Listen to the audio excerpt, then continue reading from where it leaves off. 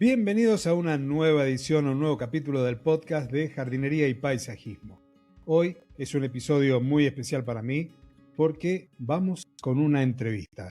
Y esta entrevista no es un tema del que nos va a hablar nuestro invitado, no es un tema que sea muy conocido quizás dentro del mundo de la jardinería, pero sí en el diseño de interior, en el diseño biofílico. Hoy nos acompaña Edgardo Rossi, conocido en el sector como The Green Man, y es el fundador de Preserves Plant Design. Edgardo no es un decorador convencional. Él trabaja como consultor estratégico para grandes proyectos, ayudando a estudios de arquitectura y a empresas a integrar la naturaleza, pero de una forma que sea un recurso sostenible y que no sea una carga operativa. Bienvenido, Edgardo. Qué placer que es tenerte aquí en el podcast, luego de conocernos a través de esta famosa red de LinkedIn. Hola Claudio, ¿cómo estás? El placer es todo mío. Estoy muy feliz de estar acá y te agradezco enormemente por la invitación. Me siento muy afortunado de poder compartir lo que aprendí a lo largo de todos estos años y, como decías, es un tema que todavía está muy mal entendido y me gustaría mucho poder eh, poner un poco de luz sobre este tema. Vos sabés, Edgardo, que generalmente la primera pregunta que le hago a mis invitados es su trayectoria. Es decir, desde el momento que ya puso los dos pies en el jardín, en la tierra, y se conectó con las plantas, ¿cómo fue esa trayectoria? Primero, desde la juventud, la niñez, a la adultez, hasta llegar al momento profesional en el que te encuentro yo hoy. Porque algo hemos hablado fuera de micrófono y dicho sea de paso, hablo fuera de cámara. Para aquellos que nos están escuchando en el podcast, después los invito, dependiendo de la plataforma en la que estén, a que vayan al canal de YouTube a ver esta entrevista, porque Edgardo nos va a mostrar material, nos va a contar procesos, así que la parte visual en esta ocasión es fundamental. Pero bueno, volviendo a esta introducción. Sé que dentro de este recorrido que me gustaría que nos cuentes, porque naciste en Argentina y has ido recorriendo distintos lugares, tuvo una conexión quizás primera a nivel profesional con la madera, pero no cualquier madera, la madera de palmera aquí en Argentina, y que fuiste transformando algo que podía ser un desecho posiblemente en algo más. Así que contanos cómo fue ese recorrido hasta este momento profesional. Bueno, como bien decías, yo nací en Resistencia Chaco. Eh, Luego estuve un año en Canadá, estudié en Buenos Aires y luego me vine para Italia. Aquí en Italia eh, empezamos un proyecto que nace de una idea de mi papá, al cual siempre le voy a estar agradecido por esta experiencia. Y él vio la oportunidad en donde otros veían descarte. Eh, Agarró una palmera que se llama Copernicia alba, del norte de la Argentina, que es considerada una plaga, y la transformó en un material de valor para hacer objetos para el mercado europeo. Hoy me doy cuenta que esa misma lógica que usó que esa misma lógica es la que uso con el verde estabilizado, ya que no es solamente decorar, sino es transformar un recurso natural en un medio útil para interiores. En un caso, transformas una planta en madera con valor. En el otro caso, transformas una planta en un material vegetal estable, real, sin mantenimiento y utilizable, donde una planta viva no puede prosperar. La base es siempre la misma: traer naturaleza real a la vida diaria de las personas con coherencia y sin generar una carga operativa absurda. Bien. Vos entraste al mundo de los jardines verticales casi como por accidente. ¿Qué fue lo que viste en esa vegetación preservada que estás comentando ahora? Que me gustaría que la definas para aquellos que nunca escucharon el término, que es una planta preservada.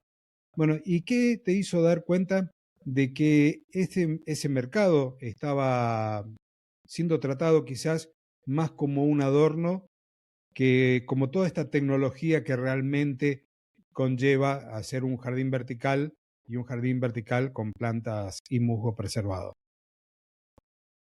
Mira, Claudio, me pasó una cosa muy simple. Vi que el mercado estaba usando solo el verde estabilizado en la forma más fácil, más básica. Paneles verticales casi siempre y solo musgo o líquen. Ujú.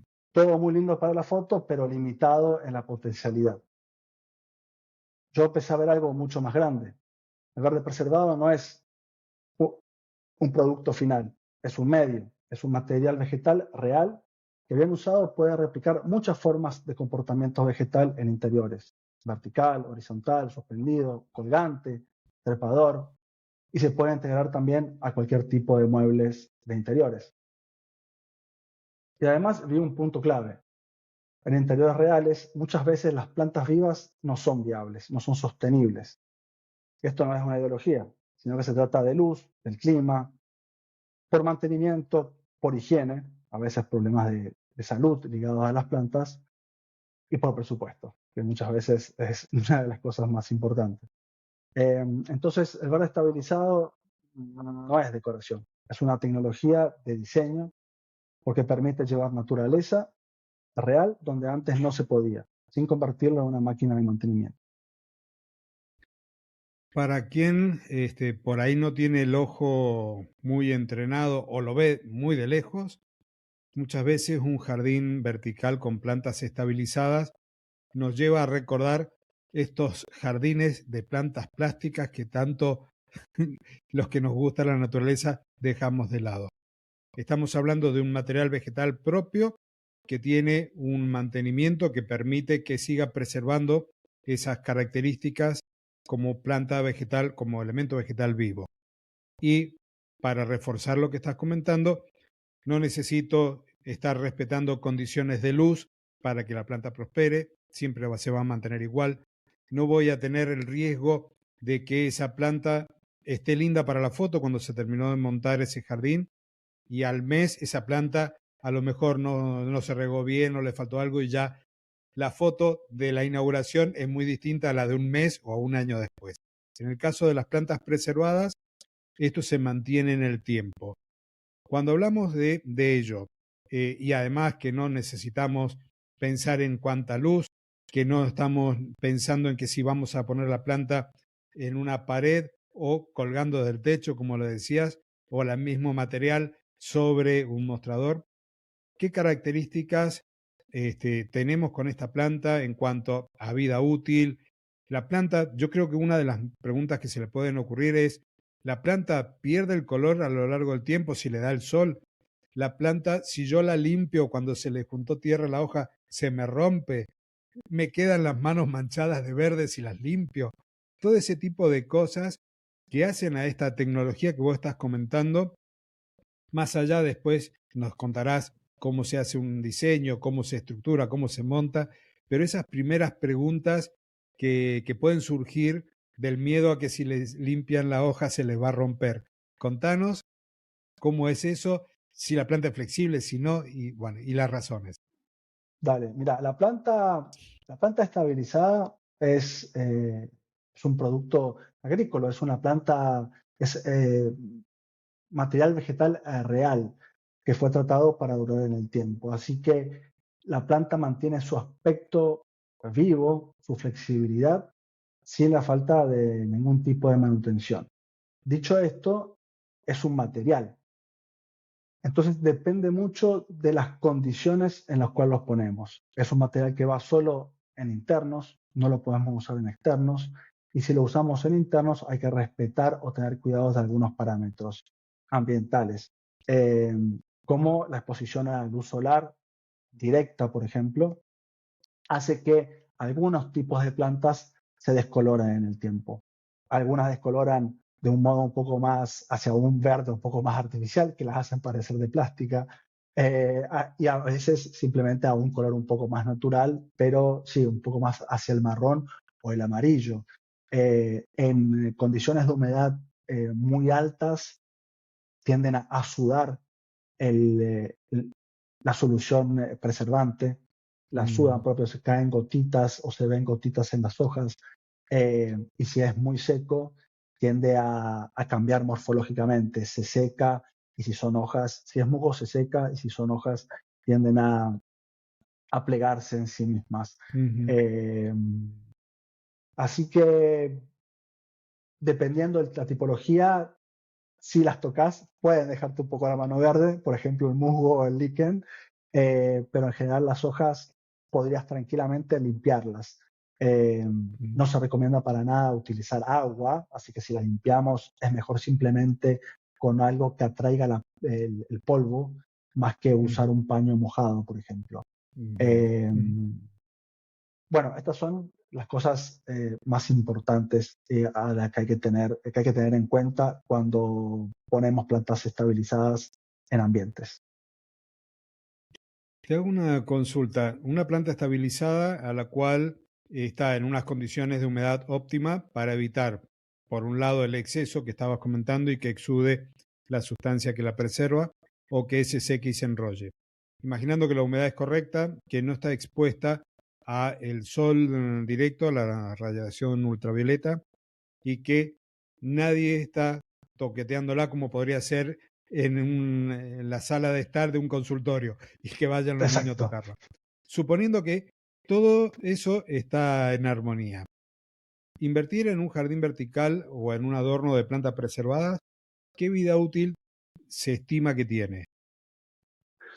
Mira, acá hay que tener en consideración muy bien lo que el proyecto requiere, lo que el proyecto pide, lo que el cliente final desea. Porque si el cliente final desea tener una larga vida, digamos, todo depende de entender muy y tener muy en claro las condiciones del ambiente y hacer una selección ideal de plantas para ese tipo de ambiente. Entonces, si sabemos que ese ambiente tiene luz solar directa, vamos a hacer un tipo de selección de plantas que en mi experiencia he comprobado que se comporta bien en esas situaciones. Eh, para poder cumplir con las expectativas del cliente. En el caso de que sea un proyecto, por ejemplo, un evento, que sabemos que ese jardín vegetal va a estar expuesto por poco tiempo y luego va a volver a una condición ideal, podemos usar quizás tipos de plantas que son muy bellas y que se prestan a una gran cantidad de composiciones, eh, pero que en un ambiente a largo plazo sufrirían, por ejemplo, y cambiarían de forma y terminarían cambiando de forma, de color, no cumpliendo con las expectativas del cliente. Eh, Te respondí con esto a tu pregunta. En parte, Eh, sí, la consulta era, yo invierto en un jardín con sí, plantas preservadas. ¿Cuántos años puedo esperar que el jardín ok, mantenga esas condiciones? perdóname. Entonces, ¿cuántos años? Depende. Si el cliente quiere que el jardín dure alrededor de unos 5 años, se puede. Se puede. Tengo una selección de plantas eh, que yo les llamo las plantas más fuertes, en inglés toughest plants, Ujú, y es una selección de alrededor 10, 12 plantas que se comportan muy, muy bien en el tiempo e incluso en condiciones bastante rígidas o extremas. En ese caso, ese jardín podría durar alrededor de 5 años en ese tipo de condiciones. Si ujú. uso otro tipo de plantas, que eso es lo que pasa usualmente, el jardín podría cambiar en el muy corto plazo. En el año de vida ya vamos a ver cambios de colores y cambios morfológicos en las plantas. Así que entender muy bien las condiciones del ambiente es ideal para entender qué tipo de planta vamos a utilizar. En el mundo del verde estabilizado, lo que yo recomiendo, mi experiencia es generar una relación con nuestros clientes y poder intervenir quizás cada 2 años en el jardín. Sería una intervención mínima, por eso yo no digo que es sin manutención, sino que es con muy baja manutención. Ujú. Y esto puede ser una vez por año, una vez cada 2 años, pero de este modo el intervento en tiempo y en economía es mínimo y se mantiene siempre el jardín en óptimas condiciones. Te hago una consulta, más allá de que nos hemos encontrado en varios entornos así de profesionales en donde las neurociencias tienen también un eje transversal, nuestro cerebro y nuestro ser identifica cuando tenemos una planta natural preservada y una plástica. Pero más allá de eso, sé que eh, hablas mucho sobre estos famosos jardines verticales que uno puede ir a una tienda que viene en cosas importadas y te compras el panel de plantas plásticas y lo colgás en la pared y tenés un jardín vertical artificial. Contanos, porque la tenés muy clara en ese sentido, todo lo que tiene que ver con la presencia de esa planta plástica y su origen y obviamente no hay beneficio más allá de un posible beneficio estético. Así que contanos ahí, porque tenés como una especie de cruzada defendiendo las plantas preservadas frente a las plantas de plástico. Sí, es verdad, me cuesta. Yo nunca las trabajé y cada vez que me lo han pedido me he negado. Siempre elegí trabajar con las plantas estabilizadas y me pasa algo muy concreto. Veo una planta artificial y de lejos puede funcionar, ¿no? Hasta y a veces nos engañan, ¿no? Pero cuando me acerco y entiendo que es plástico, la experiencia se rompe. Y ahí está el punto. La biofilia no es verde, es conexión real con la naturaleza, materialidad real, textura real, variación real. Y las plantas estabilizadas son plantas verdaderas, son plantas reales. El plástico es lo contrario de eso. Y además trae un problema de coherencia. Si un espacio comunica bienestar y sostenibilidad, pero lo hace con un producto petroquímico, de origen petroquímico, se genera una contradicción muy grande. Mm. No es moral, es percepción, credibilidad y también impacto ambiental. Y en espacios comerciales, la percepción y credibilidad importan. Ese es mi punto de vista, Claudio. Así. Sí, sí, yo también. Plantas de plástico es como que me están insultando si me dicen pongamos plantas plásticas. Ahora, ahora Pero bueno, pasemos a lo ahí está siguiente. nuestra cruzada. Ahí está nuestra cruzada, Claudio, porque Sí, se usan un montón. Se usan un sí. montón. Bien, te hago ahora, vamos un poco más a la parte visual. Así que, oyentes, si estás en una de las plataformas en donde el podcast lo tenemos también en video, perfecto. Si estás en una que solamente escuchas, después te recomiendo que vayas al canal de YouTube, porque ahora, Edgardo, me gustaría que nos muestres el material vegetal, porque es notoria la diferencia entre algo plástico y un material vegetal preservado. Y si nos podés contar cómo es ese proceso en el cual intercambiamos la savia y el agua con las sales disueltas que está dentro del tejido de una planta por una sustancia que las ayuda a preservar. Así que visual, todo visual, plantas y que nos vayas contando todo ese proceso tan Dale, enigmático de la preservación. dale. Primero te cuento. Yo las plantas estabilizadas las defino así. Son plantas y flores 100% naturales que pasan por un proceso que frena la descomposición y mantiene la apariencia y la flexibilidad, sin la necesidad de agua, luz y sin mantenimiento constante. La idea es bastante simple, es agarrar la planta en su mejor momento y detener el tiempo. Y eso es lo que nos queda. ¿Cómo se hace esto? ¿Cuál es el proceso que nos permite esto? Desde un punto de vista técnico, es reemplazar la savia por una solución de 3 ingredientes. Es agua, glicerina vegetal y colorantes alimentares. Eh, Esta es la base. Después hay 4 métodos. El mejor método es el método por capilarización. El método por capilarización, les muestro. Acá tengo una planta y la solución estabilizante, que es agua, colorante, como ven, es verde, es muy oscuro, pero es verde, eh, y glicerina. Prácticamente se deja la planta en un vaso y en 2 días la savia de la planta se evapora y a medida que se evapora va absorbiendo el líquido, la solución estabilizante. Y en este caso podemos ver por qué es la mejor solución, porque la planta mantiene el color de su rama. O sea, entonces podemos ver que la rama es marrón, su color original, y solo cambia el color de las hojas. En este caso, a mí me gusta mucho mantenerme adentro del verde, pero se podría poner cualquier color. A grandes líneas usan mucho a veces también el rojo, el amarillo, para tratar de replicar colores del otoño. Eh, a mí me gusta mucho mantenerme en el verde, así no genero contrastes. O sea, básicamente en el verano tener el otoño adentro, mejor que no. Así que prefiero Ujú. simplemente usar siempre los colores verdes. Entonces, este es el proceso, este es el producto que obtenemos y hay una gran variedad de plantas. Me viene que arriba de 200 tipologías puede haber, entre musgos, liquenes, hojas, ramas y flores. Flores hay una infinidad. Es más,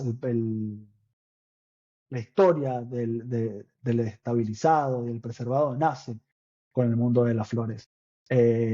Solo que en los últimos años, eh, con el biophilic design, con el diseño biofílico, eh, se han empezado a usar muchas plantas en los internos y se ha pasado este proceso de estabilización a las hojas verdes, a los verdes, digamos.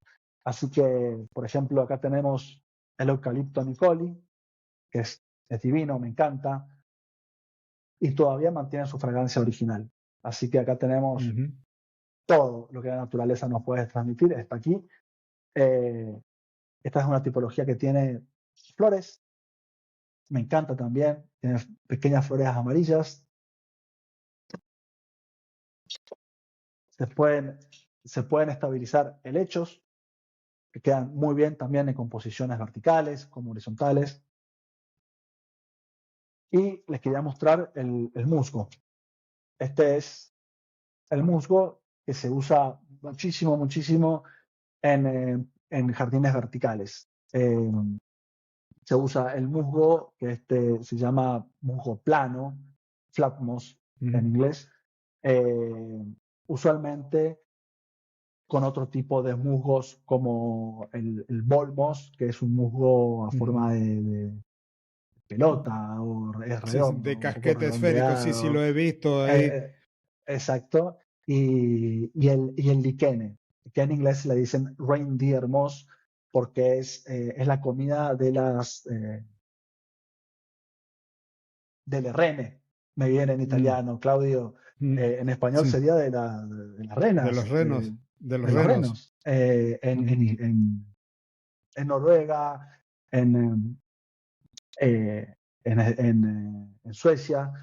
eh, y viene, este liquene viene de esas partes y es la comida de los De renos. esos animales. Ujú. Sí, ahí, de hecho, yo estuve un tiempo, algunos años, con los jardines verticales y hay una tipología de jardines verticales que les suelen llamar nébula, que se utilizan muy poco líquen, pero sí mucho más plantas epífitas como las tiliancias Ok, para poder generar un jardín vertical que no dependa de riego, pero sí tenemos que asegurarle el tema de la luz. Y claro, ahora lo que decías me hiciste acordar a esa modalidad de jardín vertical de interior. claro. Sí. Eh, muy interesante. Las tilancias. Sí. Con respecto a las plantas, vos ahora nos mostraste como ramilletes de las plantas que vos utilizás. Sí, Con eso vos vas a hacer una composición. Yo me imagino, y a partir de ese imaginario mío quiero que nos compartas la experiencia, que lo montás muy parecido como se usaban los arreglos florales antes con estas esponjas vegetales, en donde teníamos un sustrato artificial en este caso, en donde íbamos clavando las flores, en este caso salían las plantas, para lograr ese volumen y darle el aspecto de una planta con todos sus detalles, con toda su arquitectura. ¿Cómo es en el caso del jardín de planta preservada? Exacto, eh, lo describiste muy bien. Básicamente mi método, mi sistema son 2 ingredientes, 3 ingredientes al máximo. Y es esta base eh, que es el corazón del sistema porque lo uso en todas las perspectivas, en vertical, en horizontal, en suspendido. Es donde prácticamente introduzco mecánicamente, manualmente, la planta a esta base. En mi caso no es una esponja De floristería, sí. de floristería porque hay que decirlo, la esponja de floristería es microplástica y emite Mm, una gran cantidad de esto en el ambiente. Igual que otros materiales que se utilizan en la industria son también de origen petroquímico. Yo ujú, uso una base natural, 100% natural, que no tiene incluso ni siquiera adhesivos. Eh, y, y esta base a mí me permite, en pocas palabras, construir, en este caso, fue creado como un elemento horizontal. Por eso vemos que tiene una altura alrededor de los 30 ujú, centímetros. Y esto simplemente a mí me permite, por ejemplo, introducirlo adentro de una florera, en una oficina, mm, adentro de una maceta rectangular, lo inserisco, lo integro a un elemento, a ujú, un mueble. Aquí tenemos el solidago, acá tenemos un helecho que se llama Ming, acá tenemos el eucalipto, acá ujú, tenemos una Eder arbórea. Y la manera de componerlo en este caso son solamente 2 ingredientes y es la planta estabilizada más la base, la cual yo corto la ujú. planta y después mecánicamente la, bueno, este se rompió el pedazo porque lo estoy haciendo En el sí, aire. en el aire, pero y lo corto y lo pongo. Como pueden ver, es muy, muy Ujú, simple. Eh, Estoy muy orgulloso de haber logrado esto, de haber llegado a este tipo de material, porque me permite entregar un producto 100% natural, mientras antes esta base no tenía un origen natural. ujú, Entonces, eh, no es muy diferente a lo que serían las plantas de plástico. Sí, lo hicimos siempre de manera muy responsable, y se hace de manera muy responsable porque al final de vida se pueden separar los elementos y, y al momento de tirarlos, de deshacernos de ellos, lo podemos mandar a contenedores de reciclaje, por así decir. Pero ujú, siempre algunos materiales petroquímicos no son fáciles de reciclar y muchas veces terminan siendo simplemente quemados. Eh, y usualmente también se terminaba por cubrir esa base con musgo ujú, para que no se toque o no se vea, lo que hacía que incorporemos otra capa más a nuestro jardín, aumentando los costos. Entonces, hoy en día me siento súper orgulloso de no poner esa capa y que la gente realmente vea que atrás de esto hay un material de origen natural.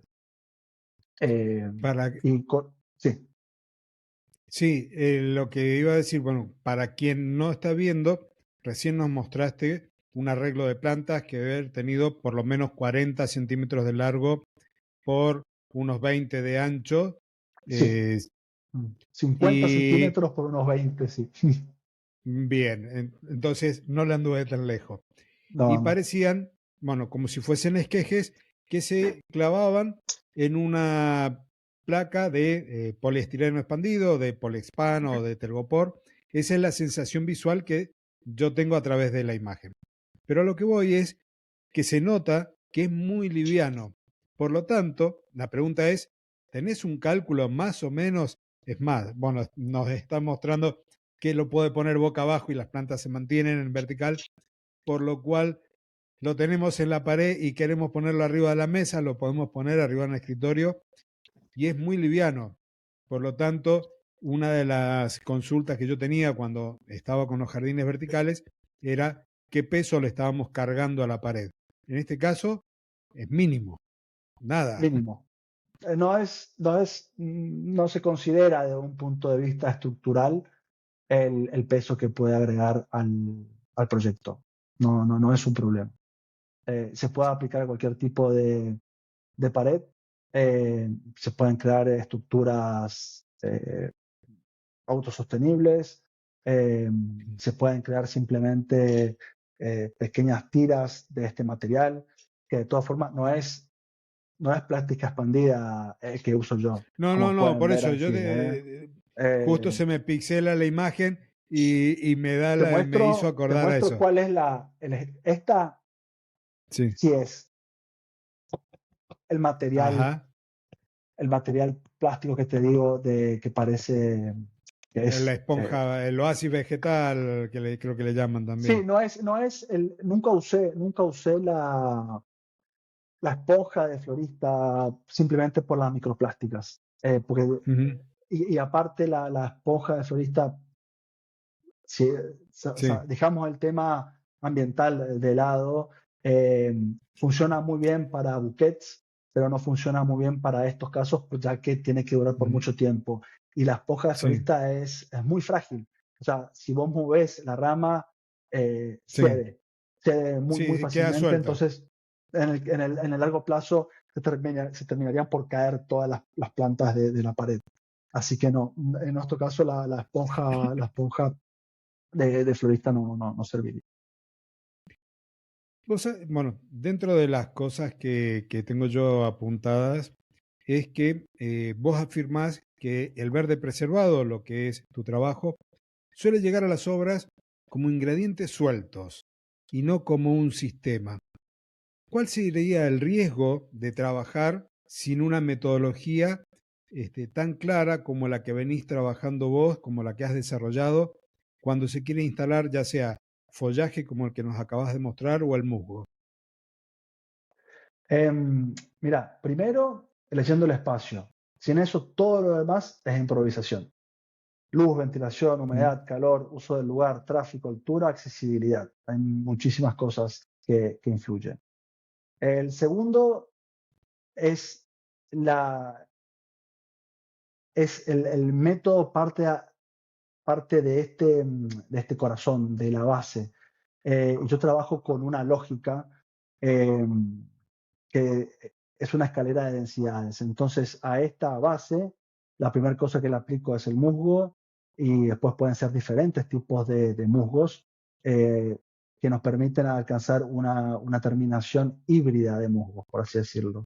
Luego, tengo tres tipos de densidades, una baja densidad, una media densidad y una alta densidad.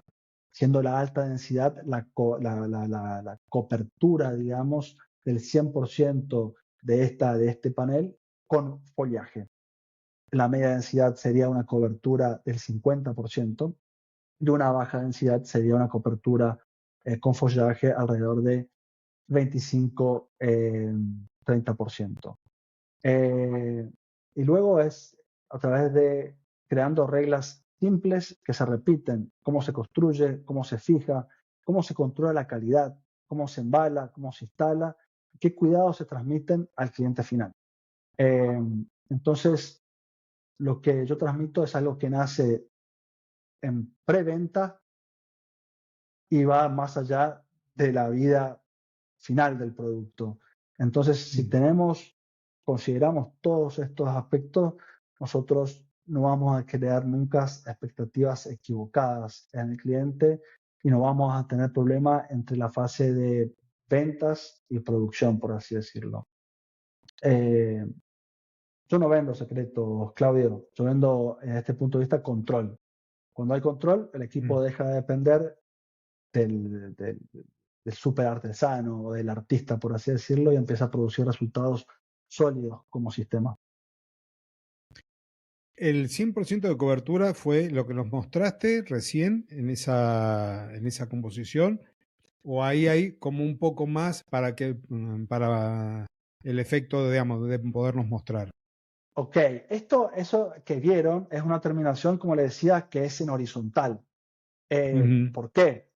Porque, de vuelta, mi idea es siempre replicar la naturaleza. Si yo esto te lo ujú. corto a esta altura, Sí. diría, ¿qué es esto? Uno no entendería. Pero en vez sí lo podemos hacer en vertical. Yo en vertical, esta rama, que yo la usaría entera para una composición Sí. horizontal, yo en vertical la corto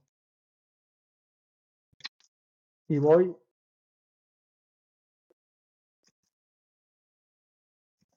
Entonces, utilizo pedazos más cortos en vertical, ya que Ujú, la perspectiva es frontal y no ujú, necesito usar ramas tan largas. Entonces, en horizontal, ¿qué pasa? De vuelta, ¿no? Tratamos de crear esa conexión biofílica con la persona que utiliza el ambiente. Eh, Mi objetivo siempre fue eso, es que se genere esta conexión. Y lo podemos hacer solo tratando de replicar cómo se comportan las plantas vivas en los internos. Si yo me salgo de esa comunicación, se rompe esta conexión para mí. Y sí, se pueden crear elementos maravillosos y muy artísticos, pero creo que deja de haber este tipo de conexión. Entonces, esta terminación es una terminación horizontal, que son para ujú. planter inserts en inglés, eh, y está fabricada para ir adentro de los planteros, de los flareros rectangulares que se usan en las oficinas, entre las líneas de Ujú. escritorio, de donde están las computadoras. Después hay usualmente un mueble eh, para los archivos o para las carpetas, y arriba se ponen ahora los floreros y se usa mucho esto. Así que es ideal para oficinas. Y sí, la densidad es muy alta. Se utiliza mucha materia vegetal para poder replicar exactamente los floreros reales, ¿no? Y aquí viene una consulta. No sé si ya estás en la instancia de preparar tu propio material vegetal de plantas preservadas o si te ves en la necesidad de importar de distintos países para poder tener toda esta variedad, toda esta oferta que le llega al cliente en tus propuestas de diseño. Eh, Hoy en día la producción a escala industrial lo hacen pocas empresas en el mundo. Básicamente Ujú, se hace en Europa, en el norte de Sudamérica, o sea, se hace en Colombia, Ecuador, Venezuela, ujú, se hace en lugares de África, se hace en Japón. Son los principales países que están produciendo hoy en día verde estabilizado. Hay que tener muy en cuenta que lo que necesitamos son plantas para poder hacerlo.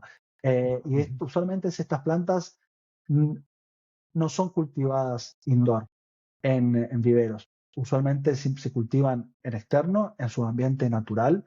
Por eso también tienen un impacto ujú, mucho eh, mejor que digamos, un impacto menor sobre el ambiente que algunas plantas para internos, ya que esas plantas están usualmente cultivadas en ambientes con temperatura controlada, usualmente es en viveros, y algunas son simplemente extraídas de la naturaleza. Entonces, hoy en día yo, como bien dijiste, utilizo estos ingredientes, esta materia prima para construir, para generar, para transformarlas en elementos biofílicos. Entonces, para mí son como colores. Yo hoy en día no produzco y hay secretos, hay cosas que hay que saber para producirlas. Yo les conté muy por encima cuál es el proceso, pero hay un momento en el año en el cual se pueden cortar, en el cual la planta está abierta a recibir esta solución estabilizante. Así que hay que tener algunas consideraciones muy importantes para poder hacerlo. Yo los invito a hacerlo en su casa. Pueden, esto que yo hice, pueden probarlo en sus casas, literalmente pueden cortar una rama del jardín, ponerla y ver cómo la hoja va a cambiar de color, pero de ahí a generar un producto que se comporte bien en el tiempo es toda otra cosa. Sí, sí, hay muchos detalles a considerar, muchas variables que, como bien dijiste, parte desde el cultivo primero, pero después desde el momento de cosecha del material vegetal y luego de todo el proceso y posteriormente del traslado y el mantenimiento. Así que es Exacto, esto importantísimo. también la selección de plantas y hay que tener en consideración que desde la cosecha, por así decirlo, de que cortamos la planta a la producción tiene que pasar muy poco tiempo, si no la planta ya empieza un proceso de descomposición. Entonces tiene que Sí, ser lo antes posible. Si ese tiempo se pasa, ya la planta no lo toma muy bien. Así que hay una selección muy importante, hay un control de calidad eh, muy grande y después hay que considerar que se usan tinturas alimentarias para alimentos. Entonces cada uno mm, tiene su fórmula de colores. Entonces a veces encontramos que hay diferentes productores y nos encontramos con diferentes colores. Así que desde ese punto de vista hay que también tener diferentes consideraciones al momento de producir estos elementos biofílicos, porque si un proyecto es muy grande, a veces nos encontramos que tenemos que usar la misma especie vegetal, pero de diferentes productores, nos encontramos con diferentes colores. Eh, y bueno, y hay muy pocas empresas que pueden asegurar esta calidad. Así que si les interesa o están muy interesados, escriban, que estoy más que abierto a contarles un poco más si tienen algunas preguntas más específicas. En Argentina en este momento se usan las flores, pero todavía no se usa mucho la vegetación estabilizada mm, en verdes. Y es algo mm. que me gustaría mucho poder hacer, llevar a Argentina este tipo de tecnología. Al final del episodio, Edgardo nos va a compartir las redes, así que argentinos que quieran traer el verde estabilizado, ya saben a quién contactar. Y hablando de tus campañas de concientización, tu difusión y demás, cuando hablas del verde preservado, haces mucho hincapié en la sostenibilidad real. ¿Por qué? A ver, si en los contextos donde las plantas vivas no son sostenibles, eh, a ver, ¿cómo te lo puedo decir? Eh, Porque en oficinas reales muchas veces tenés poca luz natural, aire mecánico, poco tiempo de mantenimiento. Muchas veces tenemos todos los vidrios que están oscurados, así que no filtran la luz necesaria. En todos estos casos, el verde vivo se vuelve un sistema de soporte, un sistema que no es sostenible. El verde estabilizado, en cambio, te da la naturaleza real con una carga operativa muy baja. Y eso cambia todo. Menos visitas, menos recambios, menos máquinas para sostener una planta. Y eso se traduce en sostenibilidad. No solo en la parte del uso de la planta es muy importante porque reducimos todos estos factores, que es el uso del agua, el uso de la luz y el recambio. El recambio significa tener siempre un camión yendo y viniendo de las empresas, regando, fijándose que la planta esté bien y muchas veces cambiando la planta. Y como bien decía, estas plantas vivas que van en internos son cultivadas en ambientes con temperatura controlada, así que ya tienen un impacto, por así decirlo, sobre el ambiente estas plantas. Así que tener plantas que no prosperan en internos significa un recambio constante. Eh, Así que no es mejor siempre, es más coherente cuando el edificio no puede o no quiere convertirse justamente en un vivero. En ese caso, las plantas estabilizadas son una gran solución. Que quede claro que yo no soy para nada anti plantas vivas. Me encantan y las tengo en mi casa. Simplemente eh, soy anti forzar plantas vivas en internos donde sabemos muy bien que no pueden prosperar. Yo soy anti plantas de plástico y en eso creo que coincidimos. Sí, Hablando, sí, sí. hablando de los jardines verticales con plantas preservadas, posiblemente una de las consultas surjan también a partir de lo que vos vas compartiendo, que habla siempre de promesas baratas en algunos aspectos y de que la evidencia importa, siempre cuando hablamos de otro tipo de soluciones de verde, digamos, interno. Y en ese sentido me refiero, comparando sobre todo con los plásticos, cuando hablamos de planta preservada, ¿qué tipos de pruebas de seguridad, como por ejemplo, se le hacen pruebas como resistencia al fuego o si tiene algún tipo de emisión de algún compuesto volátil que, que pueda llegar a ser un condicionante para llevarlo a cabo por a lo mejor una reglamentación? Imaginémonos que fuese un hospital o algo así que quieren tener plantas preservadas para evitar cualquier tipo de contagio por alergias al polen o a lo que fuera de una planta. Bueno, ¿qué reglamentaciones, qué pruebas de seguridad se le suele hacer a las plantas preservadas? Mira, como para mí la regla práctica es no compres promesas, pedí siempre evidencia. Y Ujú, pedí siempre evidencia que, ¿qué significa? Que sí, podemos hablar en este caso de tres o cuatro temas. Uno es, como decir, la emisión eh, de elementos volátiles orgánicos, eh, pero otro es el tema de la acústica, otro es el tema de la resistencia al fuego, otro es de los materiales con los que ha sido construido el sistema. Entonces, son para mí los cuatro ambientes importantes. Lo que pasa es que muchos hacen afirmaciones un poco falsas, por así decirlo, ¿no? Simplemente dicen, sí, sí, el verde estabilizado reduce el rimbombo, reduce la en español, resonancia, la ayúdame, reverberancia, sí, el la eco. reverberancia, exacto, el eco dentro de la oficina. Sí, pero depende. Depende de cómo está construido el sistema. Depende de cuánto es alto el dique que estamos poniendo. ¿Cuál Ujú. es el material que usamos de base? ¿Cuánto es ancho el material que usamos de base?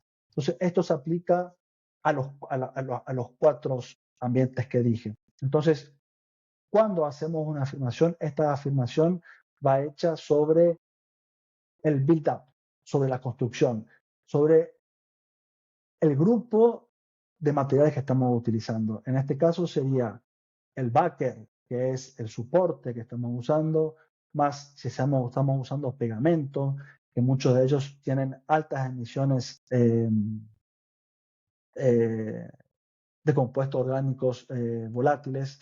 Y después tenemos el verde estabilizado, que puede ser musgo, líquenes, follaje. Por ejemplo, eh, si hablamos de resistencia al fuego, eh, el musgo y el bol moss y el liquene, hoy en día hemos llegado a tener certificaciones en clase A con resistencia al fuego, pero el follaje Ujú, no. ujú, Entonces, yo puedo decir que una pared que tiene un poco de follaje no es resistencia al fuego, no lo sé. Tenemos que hacer la prueba al fuego de mi soporte más el musgo más el follaje, porque quizás la proporción de follaje que yo agrego a ese panel no es suficientemente significativa como para que se considere inflamable, ¿no? Ya que el follaje tiene glicerina y la glicerina es inflamable, aparte de que es un elemento eh, orgánico, ¿no?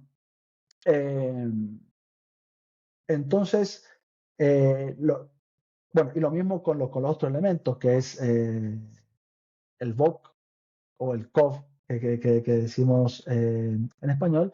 Y bueno, la acústica. Y después, de vuelta, ¿no? Voy a los materiales. Ok, estoy presentando un sistema con plantas estabilizadas, pero todo mi soporte está hecho en plástico.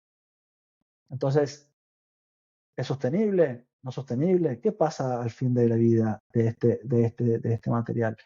Entonces, es muy importante pedir evidencias, pedir pruebas y no simplemente afirmaciones. No, sí, porque esto es resistente al fuego y mi panel es resistente al fuego y la cola es resistente al fuego, significa que es resistente al fuego. Hay que poner los tres elementos juntos y hacer un test de esos tres elementos. Así que una empresa haya logrado una cierta certificación no significa que mi construcción de ese panel logre el mismo estándar.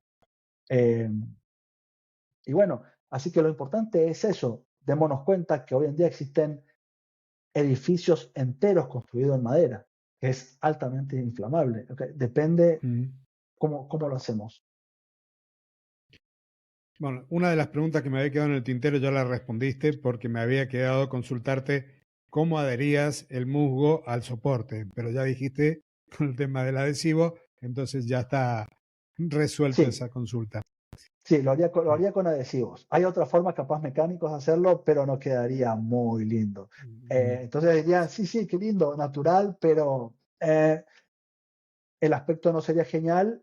Pero bueno, hoy en día hay, hay colas que son bastante sostenibles y hay incluso colas que son bio, 100% natural.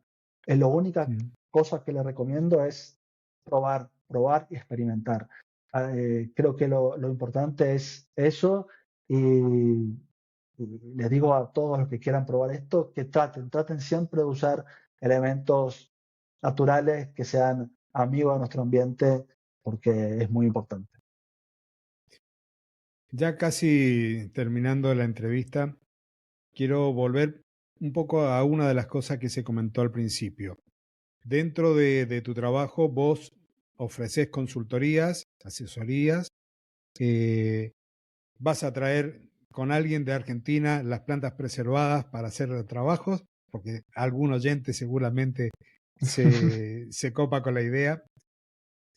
Pero el tema es lo siguiente, ¿cuáles son aquellos lugares que pueden ser más curiosos o aquellas experiencias que has tenido dentro del montaje de jardines verticales de plantas preservadas, aquellas que te pusieron más a prueba o aquellas ideas que a lo mejor llegó un cliente con una idea muy extraña, muy loca y tuviste que materializar?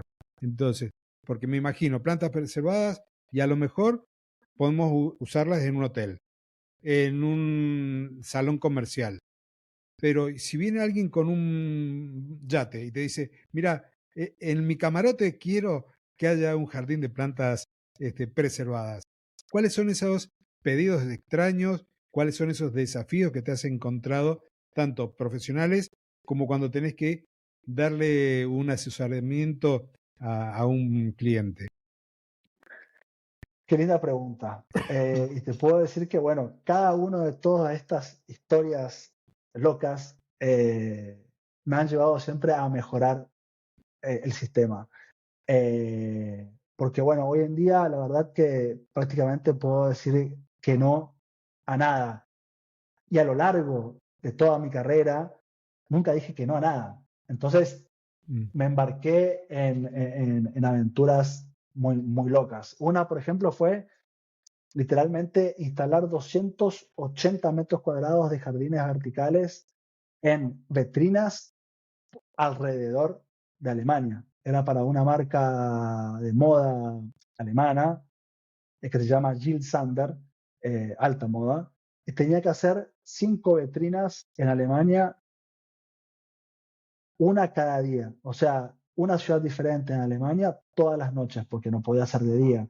Así que la instalación era de noche y íbamos con un camión, nosotros en un auto y con un camión atrás que iba llevando todos los metros cuadrados de estas plantas y nos iba siguiendo de locación en locación. Así que instalamos en 5 días 280 metros cuadrados de jardines verticales en vitrinas y lo hice con mi sistema viejo. O sea, mi sistema viejo significa que lo decía con paneles de OCB, son aglomerados de madera que son bastante pesados. No son Sí, eh, duros. duros pero, y pesados, 280 metros cuadrados, ¿ok? Así que a veces nos teníamos que estacionar a 100 metros del local de ropa y teníamos que bajar y mover estos paneles. Así que en 5 días fue un tour, fue una maratón. Y te lo cuento con mucho orgullo porque, bueno, primero porque lo hicimos esa locura y eran todos paneles autoportantes. Así que no lo tenía que Mm, aplicar, tenía que llevar yo la estructura y armarlo a la noche. Así que todos los días empezábamos alrededor de las 10 de la noche y terminábamos a las 4 de la mañana, dormir pocas horas, levantarnos y ir a la otra localidad. Y bueno, y cuando volví de ese viaje, dije, no, eso, no puede ser esto, no puede ser este el sistema, nos rompimos las espaldas. Y la verdad que luego de eso llegamos a paneles de 3 metros por 1 metro que lo podía mover yo solo. Y a ese panel claro. lo teníamos que mover en 3. Eh, pero, lo, pero no, eso me llevó y esa es una historia increíble. Así que es genial para vitrinas, por ejemplo, eh, ya que es un material que después se puede recuperar. No estamos haciéndole mal al medio ambiente, ya que las vitrinas muchas veces simplemente exponen Ujú. estas obras por muy poco tiempo porque el recambio que tienen es enorme y este material se puede recuperar para ser reutilizado para otros proyectos. Ese es un aspecto muy, muy importante. Eh, y después me lo han pedido en lugares muy, muy raros, en lugares muy altos, así que he tenido que trabajar en alturas, en columnas y después en espacios irrisorios. Entonces me decía, no, quiero poner el verde en esta jaula de pájaros. Había una instalación al interno de un hotel que parecía literalmente una jaula de pájaro, en donde tenía las barras. Y yo tenía que colocar la vegetación entre las barras y generar la idea de que la vegetación esté suspendida. Y bueno, gracias a mi método he podido hacerlo. Eh, Así que básicamente no, yo no encuentro límites. Y ahí es donde está un poco la magia de las plantas estabilizadas y, y del método. Bien, nos queda muchísimo para poder seguir hablando, compartiendo algunas experiencias tuyas sobre trabajos, esto de que te vas moviendo dentro del territorio europeo y en un momento te encontrás hablando en inglés, en otro en italiano y otro en español. Por lo tanto, muy gratas experiencias. También, eh, posiblemente estoy confundido, pero creo que también hace formaciones para profesionales para que puedan ir implementando esto. Pero bueno, más allá de todo eso y que nos queda como para un encuentro más, me gustaría que no se nos quede afuera que compartas tus redes, más allá que después en la descripción del episodio yo las voy a anotar, pero quien quiera conocer más de tu trabajo, que quiera contactarte, ¿cómo lo hace? Bueno, en este momento mis redes son LinkedIn y mi email, Claudio. En LinkedIn me pueden encontrar como Edgardo Rossi y mi email es info eh, arroba preserve, preserveplantsdesign.com. Estoy en este momento generando mi sitio, pero la verdad es que ya estoy trabajando muchísimo simplemente con LinkedIn, así que y estoy extremadamente, me siento bendecido y agradecido por esto. Hago un programa estructurado, primero alineo lenguaje y criterios, o sea, qué es el medio, qué son las plantas estabilizadas, qué promete y qué no promete. Después con los clientes construimos control, selección de calidad, armado, logística, instalación y reglas de cuidado de las plantas. Por último, lo bajo a la realidad, con ejemplos, con estándares internos y con una demostración práctica cuando hace falta. La meta que nos ponemos es simple. Que el cliente final sienta a estos tipos, saben lo que están haciendo y que la empresa deje de tener problemas después de instalar. Esto es lo que me gusta transmitir a mis clientes y dejarles un sistema listo y que funciona. Eh, Así que simplemente en este momento a través de las redes, a través de LinkedIn, Instagram, eh, son mis redes. Y bueno, y les agradecería, por favor, que me escriben, me cuenten qué les pareció. Estoy acá para responder a cualquier pregunta y duda, curiosidad que tengan respecto a este material. ¿Alguna reflexión, algún mensaje final como para hacer la despedida? Bueno, cierro con una idea simple. Hoy sabemos que la naturaleza en interiores importa, pero la pregunta no es poner verde. La pregunta es cómo lo hacemos sin engañar, sin plasticar el concepto y sin crear un problema operativo. El verde preservado es una herramienta real para traer naturaleza, donde antes era imposible. Y si lo usamos con criterio, podemos mejorar cómo se sienten los espacios y cómo viven las personas adentro de manera sostenible. Muchas gracias, Edgardo, por tu tiempo, por compartir tu experiencia, por habernos enseñado este mundo de las plantas preservadas, que tan ajeno es, por lo menos aquí en Argentina, que en otros lugares es mucho más visible. Me sorprendió, por ejemplo, que países de América Latina, de África y de Japón fueran productores de plantas preservadas, así que todo ha sido aprendizaje hoy. Muchas gracias y espero, bueno, nos encontraremos en algún evento por ahí y si no, dentro de LinkedIn, en donde estamos, creo que los dos, bastante activos. Así que nuevamente gracias, Edgardo. Muchas gracias, Claudio. Fue un placer estar acá y poder compartir con todos ustedes mi experiencia. Nos vamos a ver en el futuro en Argentina o en Europa. Las oportunidades son infinitas y las posibilidades de colaboración están siempre ahí. Estoy siempre abierto para cualquier tipo de colaboración, Claudio. Te agradezco mucho. Muchas gracias. Y bueno, querida audiencia, gracias por haber llegado hasta este momento del episodio. No te olvides de compartirlo, de comentarlo, de contactar a Edgardo para poder sacarte todas las dudas que te puedan haber quedado y de esa forma llevar la naturaleza de una manera diferente al interior del hogar, al interior de las oficinas, de una forma sostenible con el medio ambiente. Así que nos encontramos la próxima semana en una nueva edición de este podcast, de tu podcast de jardinería y paisajismo.